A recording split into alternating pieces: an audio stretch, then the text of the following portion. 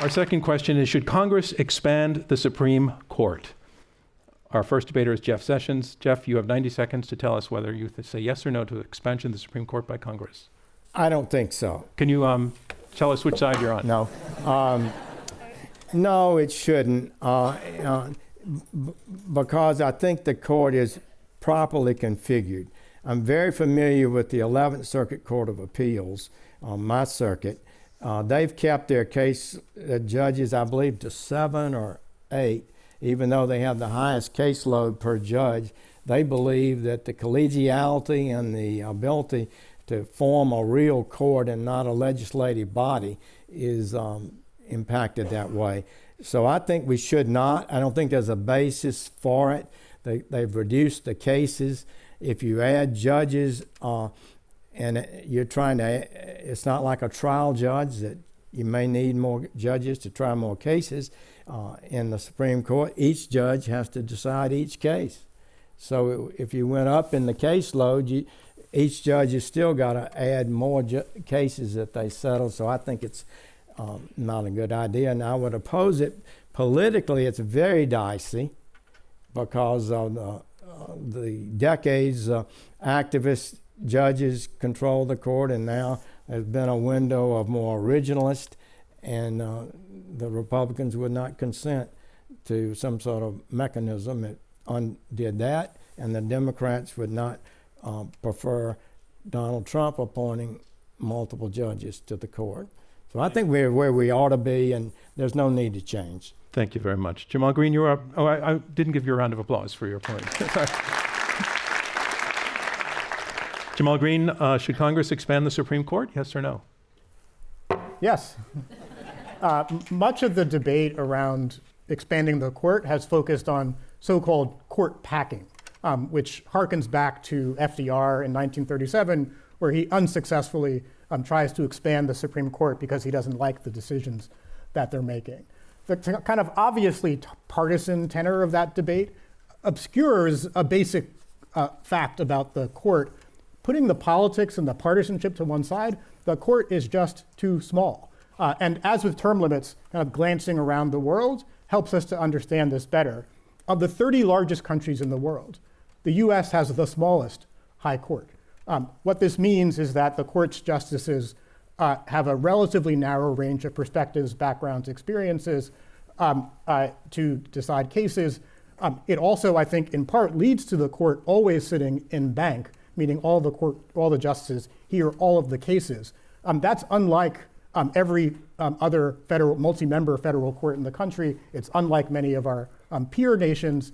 And so actually making the court larger and having it sit in panels would have lots of advantages, including being able to hear a lot more cases, relieving a lot of the burden on the courts of appeals, which is very heavy at the moment, allowing who selects cases to be different from who hears the cases, which helps the court be less self-serving and less political. Lots of advantages which we can get into, but yes, Congress should expand the court, but not in a kind of partisan way necessarily. Thank you, Jamal Greene. Cristina Rodríguez, should Congress expand the Supreme Court?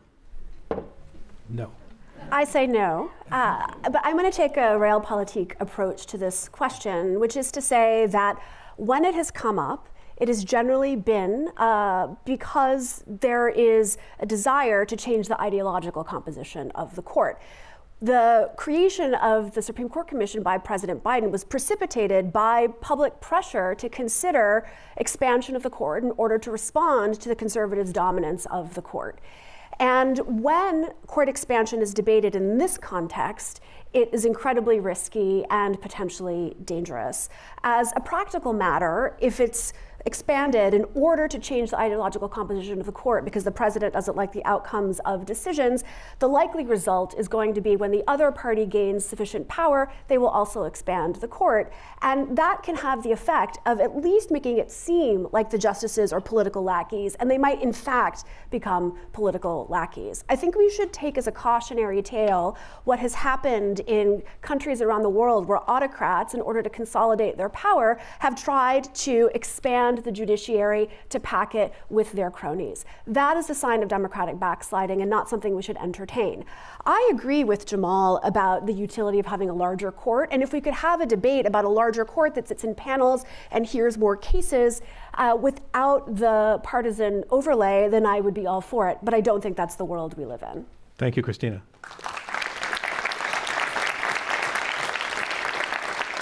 Jeff, you're last to argue on this question. Should Congress expand the Supreme Court? Yes or no? No. If term limits are a bad idea, court packing or expanding the court is a horrible idea. Now, it's not necessarily court packing. If a constitutional amendment were to take the court to 15, there's nothing magical about the number 9. And so it could theoretically, but realpolitik, it's not going to. So this would not likely be by constitutional amendment, but rather by congressional statute, which would make it a fact that we would ping pong back and forth between administrations or control of Congress as to how many are on the court. So I mean, we've had this number 9 since I think 1869. I think that there's nothing certainly magical about that, but there's nothing wrong with that number either. And unless you could do it by constitutional amendment, I don't think you could. But it would simply result in ping-ponging back and forth between numbers, and that politicizes the court even more than anything we've talked about before. All right, thank you for your opening statements. I want to note it's 3 against 1. Jamal, you're probably going to get more talking time into this section. You had mentioned, Jeff, just for folks for whom this might be news, the court did set the number of members of the court was set in 1869 at 9. But between 1790 and 1869, it went from 6 justices initially to 5, and then to 6, and then to 7, and then to 9, and then to 10, and then to 7, and finally to 9. So everybody who said there's nothing magical about the number 9, history proves your point, and also whether the legislature can legally do this, it's clear that it can. But Jamal, I just want to take to you, your argument was largely about the pragmatism of solving the amount of work that needs to be done. But your opponents were talking about the possibility of this whole thing becoming highly, highly politicized, which would seem to be the most salient objection to any plan to have the legislature expanding the number of justices. So what is your response to that? So I agree that that's a concern. It's a totally legitimate concern, and my preference would be for a constitutional amendment to set the size of the court. I think part of the problem with that is I actually think the size of the court is the kind of thing that should be adjusted to empirical reality. But again, the political issue is really salient. One of the ways you respond to that is you could have it take effect not during the current presidency, but the next presidency or 2 later presidencies, so that you don't know the identity of who's going to be doing adding extra justices. You could add extra justices over time so that it crosses over different administrations. So there are a lot of ways of doing it to try to take the politics out of it. But yes, you should always be concerned about the kind of tit for tat that Professor Rodriguez is talking about. But you can structure this kind of proposal to mitigate that problem. And also, your Jeff Sessions, taking an opposing view, mentioned the idea that there's a certain advantage to the collegiality among the members of the court, that it's a small club, and that's a benefit, that they can get together and work things out, think things through together, not necessarily to reach common agreement, but to perhaps come up with the best law.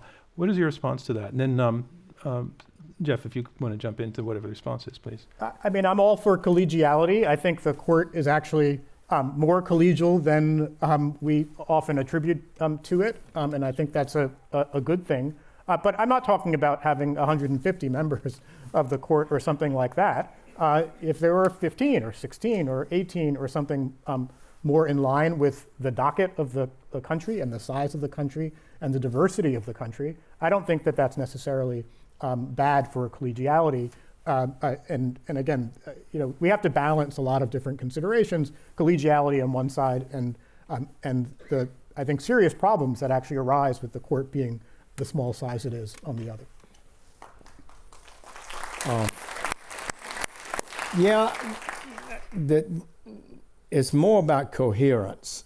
and ability to work together to craft opinions that have strength and as much clarity as can be attained. In America, we have really superb courts of appeals that set judicial opinions, and when there are differences among the courts, the Supreme Court then tends to take the case and settle the disputes between the circuits. But I think that this is important. The Ninth Circuit was over 30-something judges. Somebody called it more akin to the House of Lords than a court. And I think that was a just criticism. And they have panels that end up being different from the majority of the circuit and end up with a lot of conflict and bad opinions. One year they were reversed like 27 out of 28 cases by the Supreme Court. So I do think a more coherent court is better. I see no need to change. Can I add to that? One of the virtues of expanding the court that I think was implicit in Professor Greene's remarks was that it would allow for the introduction of more types of people onto the court and more forms of experience. Right now, the court is made up entirely of people who were appellate judges. I clerked for someone who was a politician. I think it would be nice to go back to an era when you had people with experience in the political arena serving on the court, people from different parts of the profession. And as Jamal suggested, people from different parts of the country. You have a larger court, one that sits in panels so that you can have coherent collaborative decision making. You have more opportunity to introduce that kind of diversity. I think the problem, though, is that there is a question of where you devote your time to reforming the court. And expanding the court, I don't think will make it a better institution nearly to the same degree that term limiting the justices would. And so because changing the court requires political capital, it requires mobilizing public support, the effort that would be required to get people to agree that expanding the court is a good idea is not really commensurate with the benefits that would accrue. Yeah, like I said, there's nothing magical about 9, although I do like the familiarity, coherence with a smaller number. They tend to stick together. You see from all sides of the spectrum, political spectrum, they're complementary to each other. They get along. That's a benefit. But there's nothing magical about that. So if it could be done by a constitutional amendment, that's one thing. But getting there, you're getting there during a political discussion or political campaigns where either liberals or conservatives are aggrieved by what's happening on the court. And during that time, you're politicizing the court even more by suggesting that we're going to have to expand it in order to make it non-political. And I see that as tremendously damaging to the reputation of the court right now. So it's not something that we ought to go through. If you're not going to do it by constitution, you certainly shouldn't even attempt it, because ping-ponging back and forth between administrations, either raising or lowering the number on the court, just doesn't work. Jamal, any concern about the ping-pong effect? I think one would want to set a precedent of doing this in the way that I suggested, which is it doesn't take effect during the current administration. So that's a commitment to a certain kind of political neutrality. The other thing I'll mention, though, is that there's an interaction between thinking about the size of the court and the court sitting in panels and thinking about something like term limits. One of the major objections to term limits, and I said it's among legal scholars, it's pretty bipartisan, but one of the objections is I don't know if you can actually do this by statute. There's really no question that you can expand the court by statute. The real question is, can you do it in a way that's less political or politically charged? If you had a court that was somewhat larger and sitting in panels so that not every single justice is predictably controlling the law and deciding every case and sitting on every case, I would be a lot less exercised about term limits because I wouldn't be as bothered by the fact that a single person exercises that much power over time. I'm less bothered by it on the Courts of Appeals for similar reasons, because you don't have all that power invested in one person. Again, government of laws and not of men.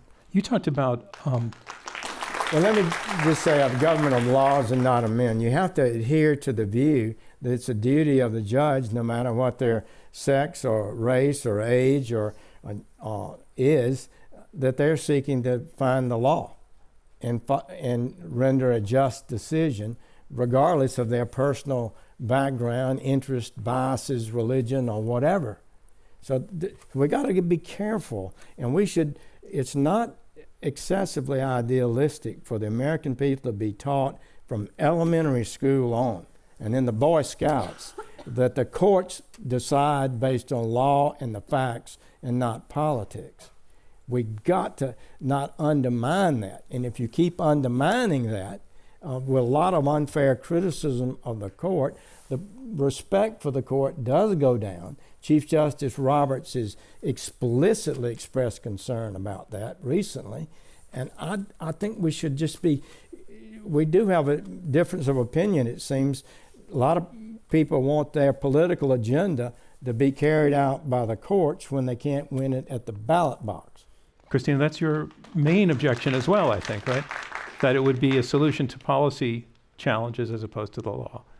The expansion would Yeah. be, yes. That's your Yeah. main concern. Yes. Well, I think that it would be, in the context in which it would be enacted by Congress in response to public pressure because people don't like the outcomes of the court's decisions, it would produce a dynamic where there was a close correlation between a justice's appointment and a political identity. But I don't believe that the court is apolitical. I don't believe that legal interpretation can be neutral. We have different views about what the Constitution protects, and those views come from different understandings of history, different understandings about the judge's role in government, and that's what's shaping the decisions the court makes. And so for the public or anyone to criticize the outcome of the court's decisions is a perfectly legitimate expression of ownership over the meaning of the Constitution, which belongs to the people. And so if we don't criticize the outcome of the Supreme Court's decisions and subject it to this kind of debate, then I think we're